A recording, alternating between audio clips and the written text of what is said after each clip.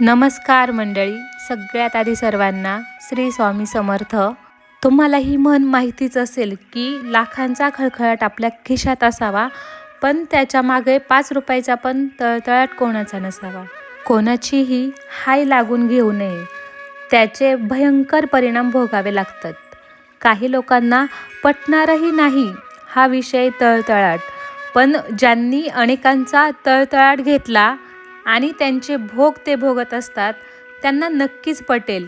अनेक कारणाने त्रास दिलेला असतो, जसे की शारीरिक, मानसिक, आर्थिक, अपमानास्पद वागणूक, कोणाचे मन दुखावले असू शकते, कोणावर अन्याय केलेला असू शकतो, कोणाची काही कारण नसताना सामाजिक बदनामी केलेली असते, छळ केलेला असतो, कोणाची हक्काची प्रॉपर्टी फसवणूक हडप केलेली असते आणि ते करायला बळ दिलेलं असेल, किंवा एखाद्याला शारीरिक दुखापत केली असेल, विश्वासातील व्यक्तीने घेतलेला गैरफायदा असू शकतो, किंवा ज्याने उपकार केले असतील पण आपल्या स्वार्थासाठी त्याच्याच पाठीत खंजीर खुपसला असेल.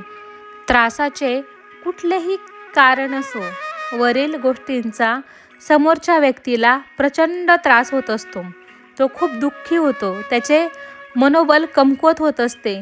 पर्यायाने ती व्यक्ती प्रचंड डिप्रेशनमध्ये देखील जाऊ शकते. जाणून बुजून त्रास देणाऱ्या व्यक्तीला हे समजत नसेल. पर्यायाने ज्या व्यक्तीला त्रास झालेला असतो त्या व्यक्तीकडून चमत्कार होत नाही, किंवा देव देखील शाप देत नाही, किंवा काठीने मारत नाही, पण त्या दुखावलेल्या व्यक्तीकडून तेजस्वी नकारात्मक ऊर्जा शक्ती निघते व समोरच्या व्यक्तीमध्ये शोषली जाते. मग समोरच्या व्यक्तीला हाय लागते. त्याला तळतळाट असं म्हणतात. मग ज्याने कोणी त्रास दिलेला असतो त्याचे हे कार्य यशस्वी होत नाही, किंबहुना झाले तरी फळ जास्त वेळ टिकत नाही. सतत अपयश येते, घरात आजारपण येणे, अशा अनेक प्रकारांची काहीही घटना घडू शकतात. आपण कितीही खरे आहोत, किती खोटारडे आहोत हे फक्त आपल्यालाच माहीत असतं. आपल्या अंतर्मनाला आपल्याबद्दल सगळ्या गोष्टी माहीत असतात. समोरच्याचे मन दुखावले जाणे म्हणजे पाप लागणे. त्याची परतफेड शक्यतो या जन्मात करावी म्हणजेच पाप लागते. तुम्ही आस्तिक असा किंवा नास्तिक असा, चांगल्या वाईट गोष्टींचा हिशोब व्याजासह तुम्हाला परत करावाच लागणार आहे. तर मंडळी, राजा धृतराष्ट्राचे 100च्या 100 पुत्र युद्धात मारले गेले. तेव्हा त्यांनी श्रीकृष्णाला विचारले, असं का व्हावे?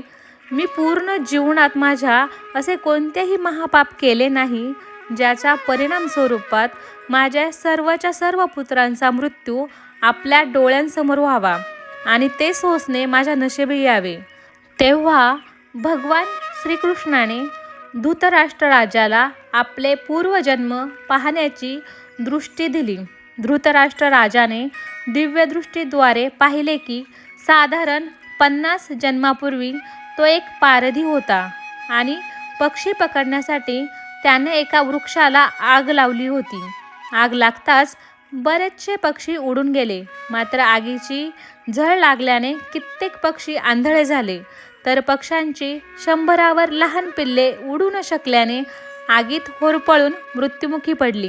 धृतराष्ट्र राज्याची त्यावेळेस तिथे घडलेली क्रिया, त्याच्या कर्माचे फळ कित्येक जन्मानंतर त्याच्या राज्याचे म्हणजे त्याचे 100 पुत्र युद्धात मारले गेले, तेव्हाच ते पूर्ण झाले. कर्म हे फळ देऊनच शांत होते. प्रत्येक चांगल्या वाईट गोष्टीचा हिशोब हा होतोच. हा प्रत्येकाच्या कर्माचा सिद्धांत आहे. चांगले कर्म चांगले फळ देऊनच शांत होते, परंतु वाईट कर्म वाईट फळ देऊन शांत होते. आणि काळ मागे पुढे होऊ शकतो.